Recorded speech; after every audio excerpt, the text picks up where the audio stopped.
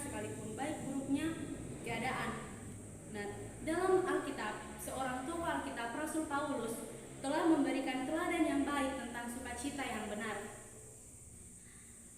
Khususnya dalam surat Filipi ini yang banyak membahas tentang sukacita. Dan kondisi ini hanya bisa diperoleh melalui hubungan yang berkualitas dengan Allah, dan hanya Allah yang dapat melakukannya dalam kehidupan kita. Nah, pada poin yang kedua, mungkinkah kita dapat bersukacita sekalipun dalam kesulitan? Bapak, Ibu, dan teman-teman yang dikasihi dalam kasih Tuhan kita Yesus Kristus, bersukacita dalam kesulitan adalah hal yang tentunya tidak mudah bagi setiap kita,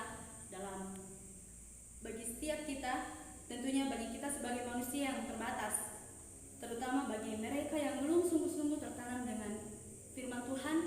Dan untuk menikmati sukacita ini adalah suatu hal yang mungkin jika mereka dapat bersukacita sekalipun dalam keadaan yang sulit.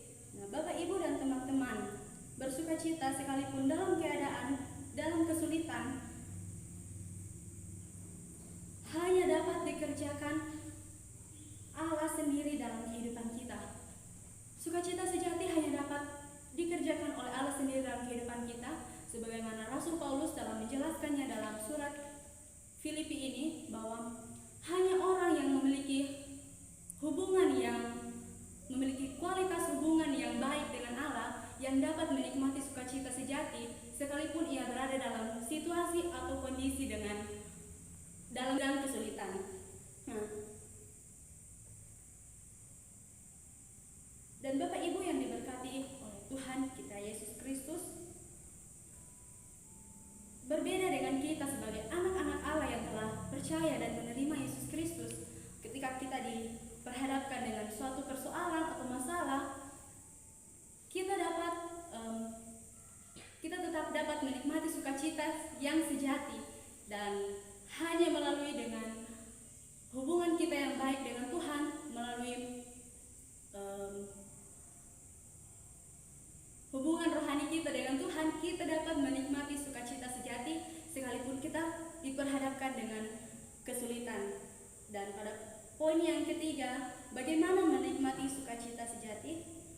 Dalam pembacaan kita pada malam hari ini, Paulus menuliskan pada ayat yang kedua bahwa Eudia ku nasihati dan Sintike ku nasihati supaya sehati sepikir dalam Tuhan. Bagaimana kita menikmati sukacita sejati? Tentu kita harus memiliki kesatuan, memiliki kesehatian, sehati sepikir dalam Tuhan, sehingga dalam suatu komunitas Kristen kita dapat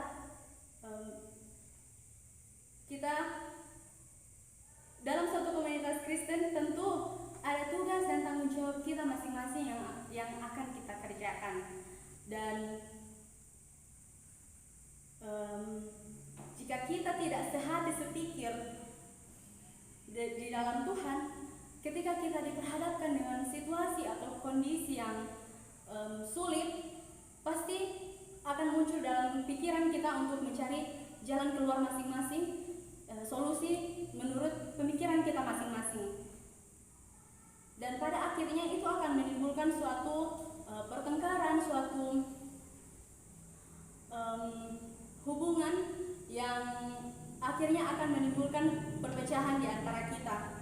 Nah, dalam perikop ini Rasul Paulus menegaskan bahwa kita harus sehati sepikir dalam Tuhan, yang artinya kita tidak boleh mementingkan kepentingan kita sendiri, tidak boleh memprioritaskan kepentingan kita sendiri dibanding orang lain. Nah, dalam hal ini kita harus belajar untuk memprioritaskan orang yang lebih membutuhkan kita dibanding kepentingan pribadi kita sendiri. Sebab sikap seperti itulah yang akan menimbulkan perpecahan di antara kita. Nah, sebagai anak-anak Allah yang percaya, kita harus mengikuti teladan Rasul Paulus. Ya, sekalipun ia diperhadapkan dengan berbagai persoalan, ia tetap memberi nasihat kepada anak-anak rohaninya untuk tetap sehati sepikir di dalam Tuhan Yesus Kristus. Dan dalam ayatnya yang ke-6, bagaimana menikmati sukacita sejati. Ayat yang ke-6, janganlah hidupmu dikuasai oleh kekhawatiran. Khawatir merupakan kondisi yang secara manusiawi itu terjadi dalam kehidupan kita. Tetapi di sini Paulus menekankan jangan sampai kekhawatiran itu yang menguasai kehidupan kita sehingga kita tidak dapat menikmati sukacita sejati itu. Nah, hidup yang dikuasai oleh kekhawatiran membuat kita tidak berfokus kepada Tuhan, membuat kita hanya memikirkan kehidupan kita sendiri, bagaimana solusi yang akan kita ambil sehingga kita dapat keluar dari permasalahan yang terjadi dalam kehidupan kita. Dan ini yang akan membuat fokus kita hanya kepada diri kita sendiri. Tetapi sebagai anak-anak Allah, kita percaya dan meyakini bahwa kita telah menerima otoritas dan kuasa dari Allah. Maka dari itu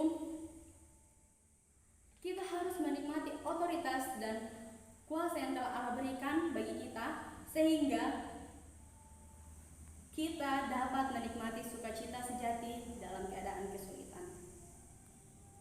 Dan yang menjadi kesimpulan kita pada malam hari ini, sukacita sejati hanya dapat dikerjakan oleh Allah dalam kehidupan kita, bukan dengan kekuatan atau kepintaran kita sehingga kita dapat bersukacita, melainkan hanya karena Allah sendiri yang mengerjakannya dalam kehidupan